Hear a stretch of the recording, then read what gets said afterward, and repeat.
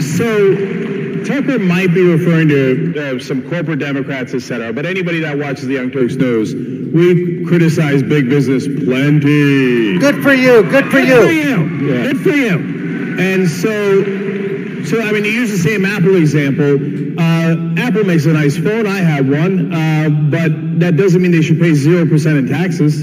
And they exactly. Let me just amen. Yes. And so they evade taxes all the time. And if you want to get together and enforce the law against big businesses, I'm right there with you. Okay? So that would be wonderful. That would be a nice change from what we have in the Republican and Democratic Party today.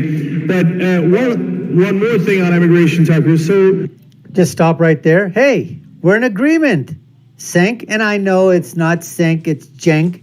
But I like to call him Cenk because he likes to make fun of other people and play around playfully with other people's names. Just like I say, it's not the young Turks, it's the Young Jerks. Anyways, let's continue with Cenk. You say demographic change is scary and can be disconcerting. And I think that a lot of people don't see that. I don't see it. A lot of people in our audience don't see it. And so they wonder why folks are so scared. And so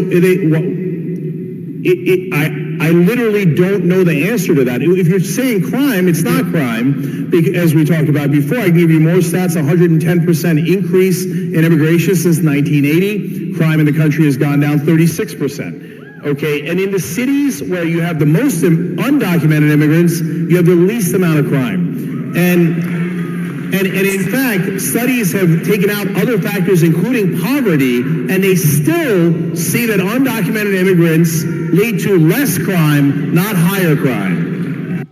But Cenk, they're still committing the crime. Statistics lie and liars figure. I don't give a damn about the statistics, whether, it's native-born Americans that are committing crimes or illegal aliens that are committing crime. If native-born Americans are committing crime, at least they're legally allowed to be here. We will deal with that through the criminal justice system. We don't need to add illegal aliens committing crimes, even one of them. The blood on the hands is on the governments, on people like you that say, let them come in illegally.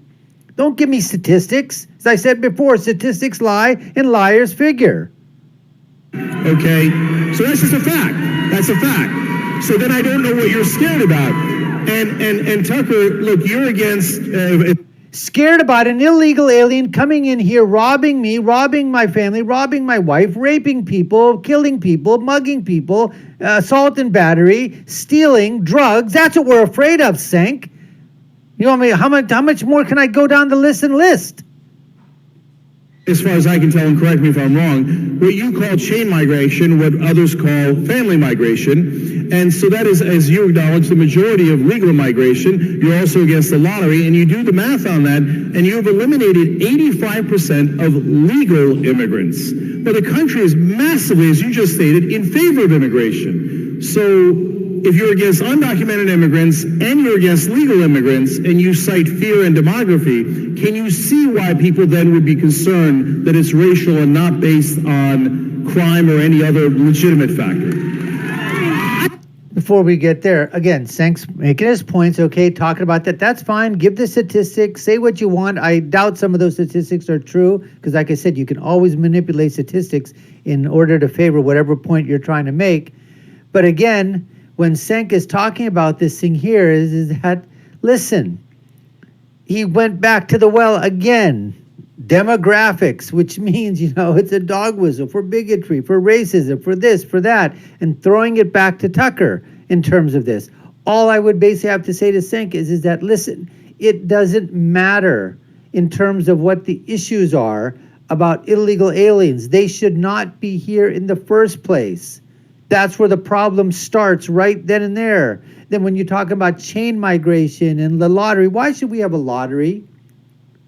Chain migration, I think myself, the family should be limited to your mother and father, and that's it. Once your mother and father are here, if they still have children that are back home, they can apply for their children. But this uncle and aunt and grandmother and grandfather and, my third cousin from my fifth brother's nephew's sons, daughters, side or whatever. No.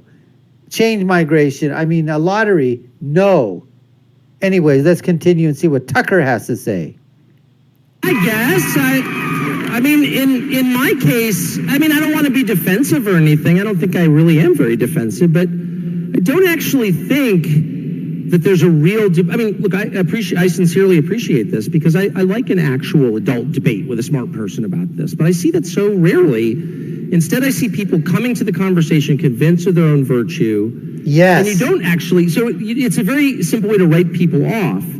I'm grateful for a chance to say in public what I really think about the effects of change. I think it's really disconcerting. And let me just make a point that is too rarely made. And that is that if you have a big diverse country like this, 320 million people, no majority of anything, right, in the country, and you're running it, or you're sort of trying to seek and influence people who run it, like you and I are, then you really have to think about, like, what are the most important questions? Do countries hang together just through inertia, just because they do? No, they don't, actually. Countries tend to sort of break apart. They spin out into component parts. It's, it's the story of history. And so what do you need in a country where no overwhelming majority has really anything in common? Well, what you need is a unifying culture, actually.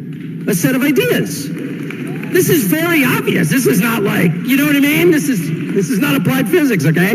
It's super simple. It's true in your life. If you have, like, nothing in common with your spouse, does it make your marriage stronger? Like, we don't even speak the same language. We love each other more. Please. It's not true of businesses or military. It's not true of anything because it's just not true. So it's not an insurmountable problem. And we've had this. This is not the first time we've thought about this in the history of the country. We thought about it a lot during the Progressive Era. What do we all have in common? And at the time we decided, well, we have our founding documents, the Bill of Rights, we have patriotism, we have English. And so those are the and I think it's sort of perfectly great set. Maybe you've got other ideas, okay? How about the flag? How about the national anthem? How about the Pledge of Allegiance? All right. I mean, those are just a few of the other things. God, how about those things, right? I mean, those are other unifying factors. Can we at least identify and say that we can rally around those issues as well?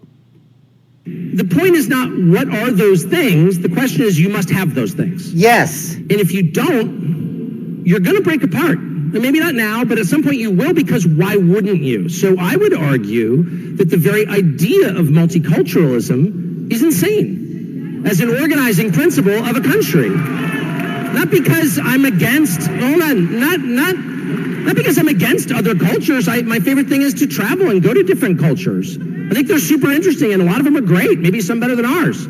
That's not the point I'm making. I'm saying as an organizing principle of your country, you need to have a common culture. Another word for a collective set of beliefs. And I sincerely think, just based on being a lot of places around the world, that language is a key part of that. And that used to be, you keep referring to our earlier big wave, the industrial wave of immigration that we had. The key thing that we demanded was fluency in English. Key. Yes. Not because we were English chauvinists. English is not a racial category.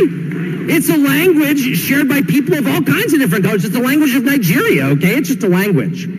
But language is the thing that holds more than anything else. And ask anybody who grew up in a multilingual country, how about a Canadian, not that far away, what happens when you have competing languages? You have inherently division. This is not, slow down, this is not a Republican or Democrat or right-wing or left-wing issue. It's a total common sense issue that has been obscured for reasons I honestly don't understand, maybe by demagogues on both sides, but it doesn't matter, it's true. So if you're going to have huge country-changing levels of immigration, and we do, you need to make absolutely certain that everybody of every color and every religion is united in at least something beginning with language. Duh. And that's what we call nationalism. That's what we call nationalism. Can we all agree that the United States of America is the best country, the number one country, absolutely bar none, to live in the entire planet, in the entire globe, entire universe? That's unifying. First of all, the flag, unifying. The pledge, unifying. A national anthem, unifying. The founding fathers, unifying. Founding documents, unifying. Constitution, unifying. Bill of Rights, unifying. Belief in God, having faith, unifying. Those are the things. Liberty, freedom, pursuit of happiness, unifying. That's what we're talking about. Anyways, let's go. Let's continue. So, Steve, sorry. Yeah.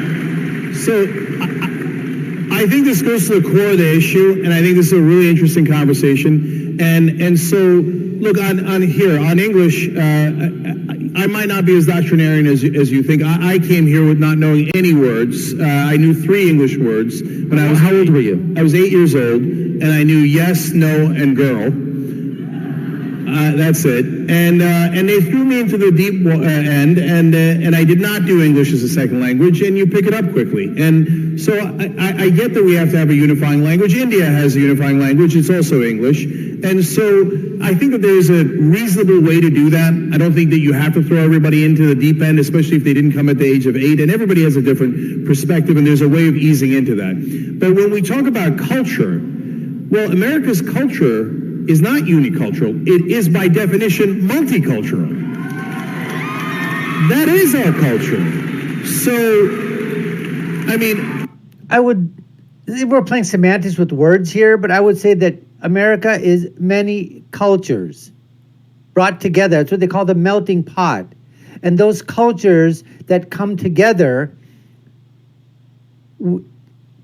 bit by bit, different pieces of culture have been taken and now become part of the American culture, because we are the United States of America. We're not the United States of the world, United States of Japan, or the United States of the Middle East, or United States of Russia, or the United States of, whatever other country you want to talk about. We're the United States of America. And so we have many cultures, and we've taken bits and pieces from those cultures and, like I said, put them together to form an American culture. Look at all the things that we consider really American. Pizza, Italian, right? Jazz, African American, and I can go on and on, especially in the food category. So, and you famously, Tucker, the other day said that tacos are American and not Mexican. Yes, they are. That's the point. Yes. We brought them in. They're part of American culture now. That's the point. But Tucker, that's my point. But think about it, Tucker, that we brought all those things in, and they are now part of our multicultural culture. Okay, so look, perhaps we're having a debate over word definitions, or perhaps my verbosity has obscured what I'm really trying to say. But what I'm trying to say is, if you have a country, any country, particularly a huge and complex country like ours, there's no unifying fact, okay? Most countries have, settle down for a second, I'll be right there. Most countries, you know what I mean? Like that is potentially a vulnerability for us. I don't think it needs to be, but we need to address it thoughtfully. You have to have, of course, I'm totally opposed to stamping out anybody's culture, telling anyone what to believe. I'm just saying the very most obvious thing, which you must have something in common with everyone else in your country, or why would you be a country? And if you don't think that, you haven't thought about it very much. That's all I'm saying. But this is a great conversation. Anyways, folks, just to basically say that, again, in this round here, I guess you would probably call it, I would say it's sort of like a tie. They both got their points of view across. They, again, with the immigration debate, now crossing into language and English and whatever. I think, Cenk acquiesced a little bit to Tucker, saying that he's probably not that demonstrative, or in terms of, on the language part, because like he said, when he was 8 years old, he came in here, he had to be, thrown into the deep end and learn English, basically. But Tucker's point that you have to have unifying, something unifying your country, images, documents, symbols, music, some, food, some things that you take from, bits and pieces from other things, and then you make it into your own. And so what you want to call that, multiculturalism, or, many cultures, or a mix of cultures, melting pot. Again, as he said, it's probably just word definitions and semantics. Overall, I think that was great. I think they both got their points across. Again, if you're on one side or the other, you're going to say that my guy got his points across more than the other one. Understandable. We appreciate you taking the time to watch. You've been watching the Dr. Nasir Shaikh Show. I've been your guest host. My name is Dr. Nasir. If you haven't done so already, subscribe to the channel. What do you got to lose? Hit that notification bell, like, share, and follow us. Comment below. Let us know what you think. Do you think that Tucker got his points across more? Did Cenk do it? Who won? Who lost?